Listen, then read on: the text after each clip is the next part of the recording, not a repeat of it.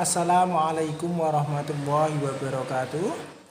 Mari kita berdoa terlebih dahulu. Rabbi zidni ilma warzuqni fahma waj'alni minas sholihin. Bagaimana kabar kalian? Semoga kalian semua dalam lindungan Allah Subhanahu wa taala. Pak Kholis mau menerangkan mata pelajaran KNU-an kelas 5 hari Jumat tanggal 30 Juli tahun 2021. Selanjutnya A. Pengertian dan dalil paham Ahlus Sunnah wal Jamaah. Ahlus Sunnah wal Jamaah terdiri dari 3 suku kata: Ahlun, Sunnah, wal Jamaah. Amati gambar di atas ya. Betul-betul kalian amati karena kata-kata ini sudah populer bagi kita semua. Tulisan di atas adalah tulisan kaligrafi yang berbunyi Ahlus Sunnah wal Jamaah. Pernahkah kalian mendengar istilah Ahlus Sunnah wal Jamaah? Istilah ini sangat populer karena merupakan paham yang dianut oleh mayoritas ulama di dunia dan Nusantara.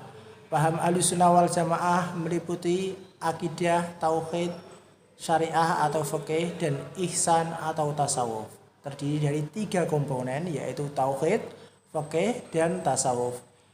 Ini berasal dari Rasulullah SAW serta diteruskan oleh para sahabat dan tabi'in yang kemudian diikuti oleh para ulama dan mayoritas umat Islam. Ayo kita membaca. Istilah Ahlus Sunnah wal Jamaah secara bahasa terdiri dari 3 kata. Ya, secara bahasa terdiri dari 3 suku kata. Yang pertama, Ahlus Sunnah. Ahlun artinya keluarga atau pengikut. Yang kedua, As-Sunnah artinya jalan. Yang ketiga, Al-Jamaah artinya golongan atau kelompok mayoritas. Pengertian Ahlus Sunnah wal Jamaah adalah golongan terbesar umat Islam yang mengikuti sunnah Rasulullah Shallallahu Alaihi Wasallam. Itu pengertian menurut istilah. Hal ini didasarkan pada sebuah hadis riwayat Imam Tirmidzi yang artinya sebagai berikut: sesungguhnya Bani Israel telah terpecah menjadi 72 golongan dan umatku akan terpecah menjadi 73 golongan. Ya, umat Islam akan terpecah menjadi 73 golongan. Semuanya akan masuk ke neraka kecuali 1 golongan. Hanya 1 golongan saja yang akan masuk surga, kata Nabi. Para sahabat bertanya, siapakah ya Rasul 1 golongan itu? Rasulullah SAW menjawab, mereka adalah yang mengikuti aku dan sahabat-sahabatku. Hadis riwayat Tirmidzi. Perbedaan mulai muncul setelah Rasulullah SAW wafat dan terjadi lebih banyak perbedaan lagi setelah masa Khulafaur Rasyidin. Ya, perbedaan itu semakin tajam, meruncing dan semakin meluas. Selanjutnya, perbedaan tersebut khususnya dalam bidang akidah dapat membahayakan umat Islam. Karena itu Rasulullah SAW memerintahkan umat Islam agar mengikuti sunnah beliau dan sunnah Khulafaur Rasyidin dengan sekuat tenaga. Hal ini didasarkan pada sebuah hadis Rasulullah SAW riwayat Imam Abi Dawud sebagai berikut, yang artinya, sesungguhnya barang siapa di antara kalian yang hidup setelah wafatku, maka ia akan melihat perselisihan yang banyak. Maka kalian harus berpegang dengan sunnahku dan sunnah Khulafaur Rasyidin yang mendapatkan hidayah. Peganglah sunnahku dan sunnah Khulafaur Rasyidin dengan sekuat dan gigitlah dengan gigi geraham kalian. Hadis riwayat Imam Abu Dawud. Ya, ketika kita zaman akhir, ada pesan Rasulullah yaitu berpegang teguh dengan sunnah dan sunnah Khulafaur Rasyidin yang sudah mendapat hidayah petunjuk dari Allah. Selanjutnya, sebagai bentuk pengalaman hadis di atas, paham Ahlus Sunnah wal Jamaah senantiasa berdasar kepada Al-Quran, hadis, ijma, dan qiyas. Ya, adapun landasan dari Ahlus Sunnah wal Jamaah itu ada 4. Yang pertama Al-Quran, hadis, ijma, dan qiyas. 4 dasar ini menjadi pegangan pokok yang senantiasa dipegang teguh oleh Rasulullah SAW.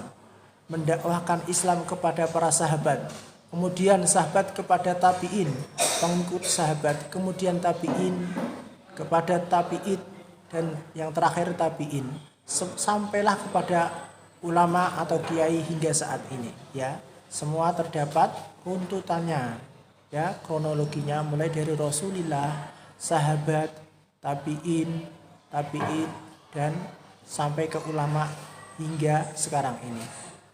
Hubungan sekarang bersambung dipelihara sehingga ajaran Islam yang sampai kepada Rasulullah SAW, sehingga ajarannya masih orisinal, tidak ada tambahan atau pengurangan. Selanjutnya, umat Islam yang mengikuti Ahlus Sunnah wal Jamaah senantiasa menghormati ulama karena ulama adalah pewaris Nabi, ya. Al ulama warasatul anbiya. Dalilnya, para ulama dalam menyampaikan ilmunya berdasarkan kepada Al-Qur'an dan Sunnah, sehingga mengikuti ulama kiai berarti mengikuti Al-Qur'an dan Sunnah. Kalau kita mengikuti ulama dan kiai, maka kita juga mengikuti Al-Quran dan Sunnah. Para ulama mempunyai keahlian dan ilmu mendalam yang dibutuhkan untuk memahami Al-Quran dan Sunnah, atau disebut dengan faqih, ya. Hasil pemahaman mereka terhadap Al-Quran dan Sunnah dituangkan dalam kitab kuning, ya. Mereka menuangkan pemikiran beliau-beliau ulama besar berupa kitab kuning, ya, sesuai dengan bidang ilmu masing-masing yang menjadi rujukan dalam pengetahuan dan pengalaman agama bagi umat Islam, ya. Kitab kuning itu bisa menjadi rujukan bagaimana Islam yang benar dan tepat menurut Rasulullah yang sudah diajarkan oleh Rasulullah SAW. Dalam memahami Al-Quran dan Sunnah seringkali terjadi perbedaan paham. Perbedaan ini baik dalam bidang akidah, fikih maupun tasawuf. Bahkan perbedaan ini sampai pada hal-hal yang prinsip, ya, khususnya dalam bidang akidah atau keimanan. Karena itu Rasulullah SAW memberi perintah untuk mengikuti kelompok yang terbesar, yaitu Ahlus Sunnah wal Jamaah, ya. Kalau kita ingin selamat harus mengikuti kelompok yang besar, yaitu Ahlus Sunnah wal Jamaah yang berdasarkan Al-Quran, hadis, ijma' dan qiyas. Sebagai tertuang dalam hadis dari sahabat Anas sebagai berikut. Next. Artinya, dari sahabat Anas radhiyallahu anhu, sesungguhnya umatku tidak akan bersepakat atas kesesatan. Maka apabila kalian melihat perbedaan, maka kalian harus mengikuti golongan yang terbanyak atau Ahlus Sunnah wal Jamaah. Ini sebagai petunjuk ketika kita ingin mendapatkan hidayah, ingin mendapatkan surga Allah, maka kita harus mengikuti golongan yang terbanyak, yaitu Ahlus Sunnah wal Jamaah, sesuai dalil dari hadis riwayat Imam Ibnu Majah. Sekarang kalian bisa mengerjakan tugas halaman 5 dan halaman 6, ya, pada buku kalian, pada modul kalian. Kalau sudah selesai, silahkan dikirim di Google Classroom. Selanjutnya,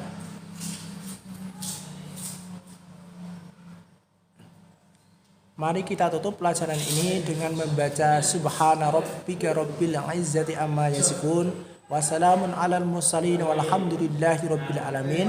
Semoga ilmu yang kita pelajari bisa bermanfaat dan berkah.